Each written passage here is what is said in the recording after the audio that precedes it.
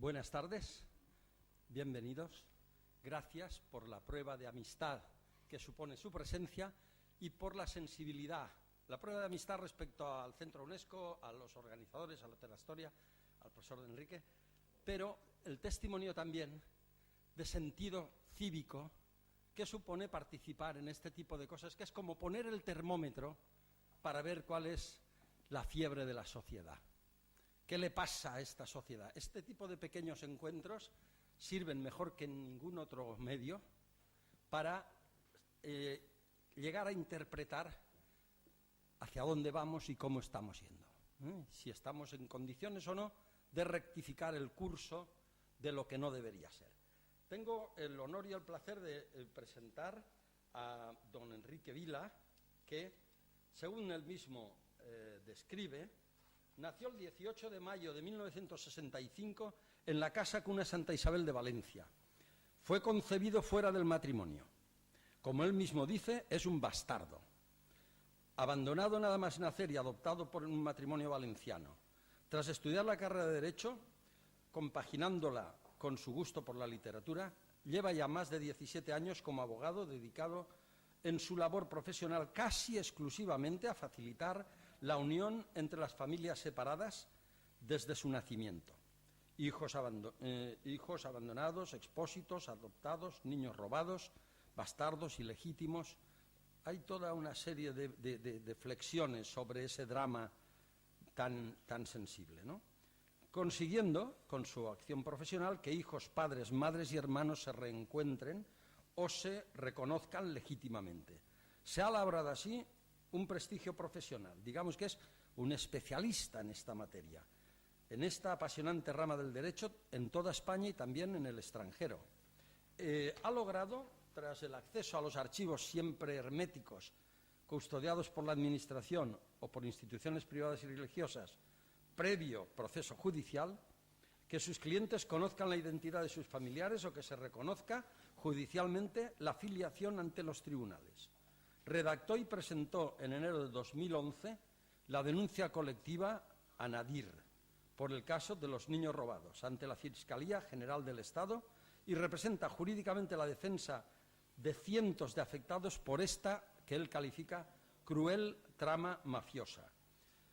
Ha intervenido en múltiples debates y programas de medios de comunicación, tanto como adoptado que es y que busca, como letrado especialista, así como en multitud de conferencias y coloquios. Además, y en su faceta de escritor, ha plasmado su emotiva experiencia jurídica y personal en varias obras literarias, ensayos y libros jurídicos. Mencionaré Historias robadas, el segundo título Bastardos, el primer título Mientras duró la ausencia y Mientras duró tu ausencia, y creo que en estos momentos está poniéndole tapas a su última producción. Tiene la palabra don Enrique Vila. Gracias. Bueno.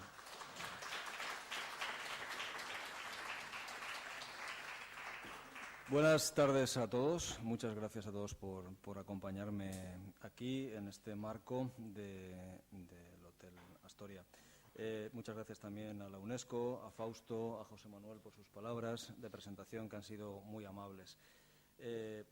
Yo quiero plantear esta charla como, sobre todo, un coloquio, como un debate. Me gustaría que al final cualquier duda que ustedes puedan tener, muchos ya me conocéis, me la planteéis aquí, ¿no?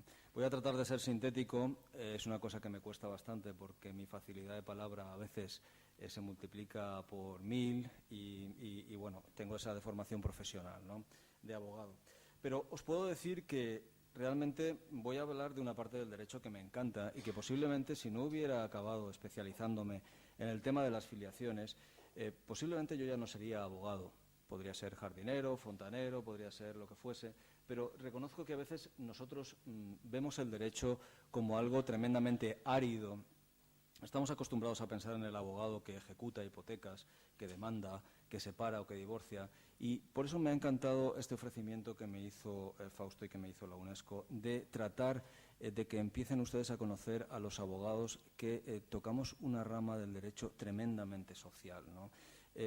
Tengan en cuenta que yo amo mi profesión, aparte de por las leyes, porque tengo el privilegio de disfrutar de ser abogado y de unir a la gente, de unir a padres y a hijos. Y esto lo llevo haciendo aproximadamente 17 años. Luego entraré en los detalles de por qué me dedico a esto y el problema de los niños robados. Pero tengan en cuenta que yo creo que estas charlas son importantes para esto. Los abogados no somos siempre los picapleitos, los malos, los aburridos, los que solamente hablamos de leyes.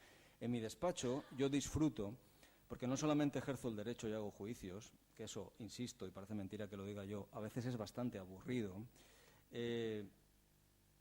encuentro a familiares, conozco a madres, conozco a hijos, que muchas veces me hacen que yo mismo me emocione. Y todo eso lo plasmo luego en mis libros, porque también me gusta escribir y quiero que mis experiencias y estos dramas que muchas veces vivo, dramas y alegrías también muchas veces, pues lleguen a todos, ¿no? Y digo que es una faceta tremendamente personal, porque quiero empezar contándoles cómo llego yo a especializarme en esta parte del derecho tan especial o tan minoritaria como pueden ser las filiaciones. Tengo que remontarme a una madrugada de mayo de 1988. Mi padre adoptivo estaba en el hospital, a punto de fallecer por un cáncer de pulmón. Yo tenía 23 años, acababa de terminar la carrera de Derecho y, pues buscando los papeles de casa, mi padre estaba desahuciado y empecé a buscar los contratos, las pólizas de seguro. Lo normal, tienes que tomar las riendas de una casa en la que el cabeza de familia va a desaparecer. Recuerdo esa madrugada, era la 1 de la mañana, a las 2 de la mañana, mi madre adoptiva estaba en la cama durmiendo y descansando y mi padre estaba con una de sus hermanas, nos turnábamos para cuidarlo y yo descubrí un auto judicial en el que leí que Enrique Vila Torres, yo no era Enrique Vila Torres, sino que era Enrique Pérez Sánchez y que era adoptado. No tenía ni la más remota idea hasta los 23 años de esa condición. Yo creo que la sensación que me embargó aquella noche, yo creo que ya me marcó como persona y yo creo que instintivamente me marcó porque me dije que iba a encontrar a mi madre biológica y a mi padre biológico y yo creo que también en aquellos momentos ya sentí que iba a ayudar a la gente a encontrarse también. Ese camino ha sido un camino largo y está siendo un camino largo, ya les adelanto que yo todavía no he encontrado a mi madre. Ya les diré por qué, porque también pueden pensar, vaya, un abogado de 23 años, qué mal abogado es, que ni él mismo encuentra a su madre, ¿no? Y es mi especialidad. Pero bueno, luego explicaré el por qué. Pero a partir de aquel momento, inmediatamente lo que hice es, me puse en contacto con la asociación Andas, que había creado Paco Lobatón, recordarán el programa Quién sabe dónde. Paco es buen amigo y Paco tuvo una avalancha de llamadas de madres que buscaban a sus hijos y de hijos que las buscábamos a nuestras madres y a nuestros padres y no tuvo más remedio que constituir esta Asociación Nacional de Derecho a Saber para ayudar a los que nos buscábamos. Yo llegué allí pidiendo ayuda, pero claro, daba la casualidad que yo también era abogado y acabé siendo secretario nacional de la asociación y aprendiendo con mi propia búsqueda a ayudar a la gente a encontrarse. Pasó el tiempo, evolucionaron las leyes, los jueces parece que empezaron a hacernos caso a los que estábamos buscando y hay una fecha muy importante que es el 21 de septiembre de 1999 en la que hay una sentencia del Tribunal Supremo que por primera vez reconoce el derecho de todas las personas, todos los que somos adoptados, expósitos o bastardos, como a veces me llamo a mí mismo, de conocer cuáles son nuestros orígenes biológicos. Esa sentencia, a partir de ese momento, los que somos adoptados tenemos mucho más fácil encontrar a nuestras madres porque se nos permite el acceso a los archivos donde consta el nombre de nuestras madres biológicas sin ningún impedimento legal, inclusive aunque las madres se hubiesen ocultado en su día.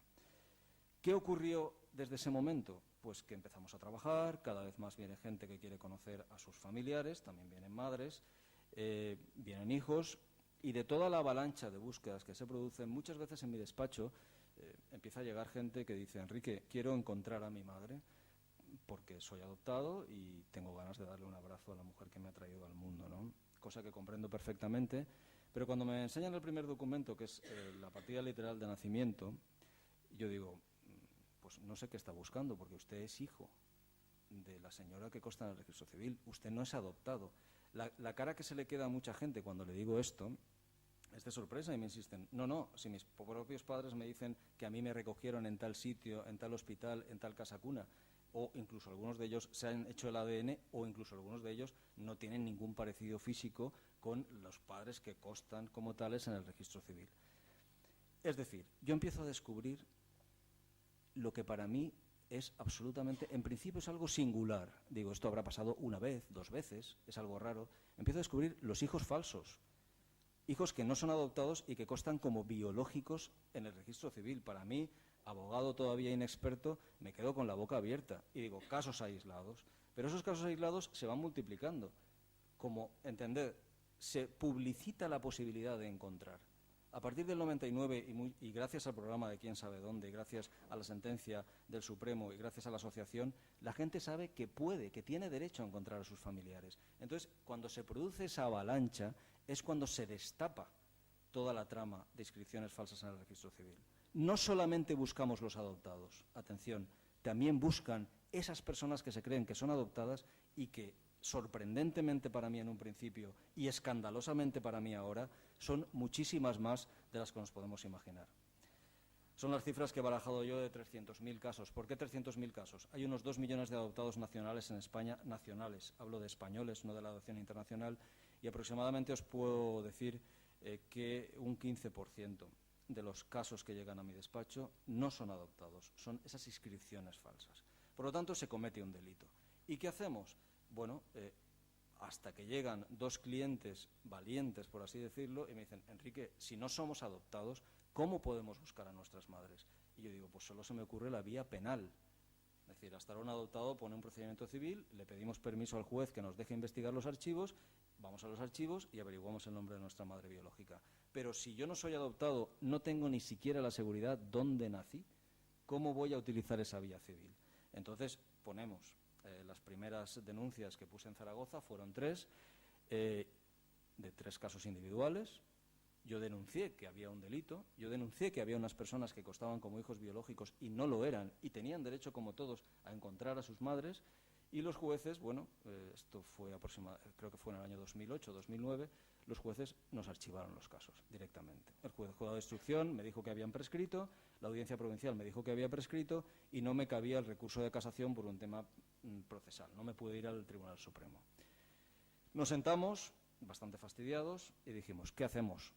Y yo dije, bueno, pues hay muchos casos de hijos falsos y tenéis también derecho a buscar. Y a mí no se me ocurre, porque el procedimiento civil que utilizo para los adoptados, para vosotros no me sirve, porque ni siquiera sabéis dónde habéis nacido. ¿A qué hospital voy a pedir información? Paralelamente a eso, empiezan a llegar madres. Yo ya había conocido a muchas madres que buscando me decían que ellas no habían querido dar a sus hijos, que habían sido coaccionadas, que voluntariamente no los habían entregado en adopción. Pero cuando nosotros decidimos preparar una denuncia conjunta que presentamos ante la Fiscalía General del Estado, se constituye ANADIR, por Antonio Barroso y Juan Luis Moreno, constituyen una asociación que unifica los primeros 261 casos de hijos falsos y madres que creen que les han quitado a sus hijos. La presentamos el 27 de enero del 2011 en la Fiscalía General del Estado con un éxito. ¿Por qué un éxito?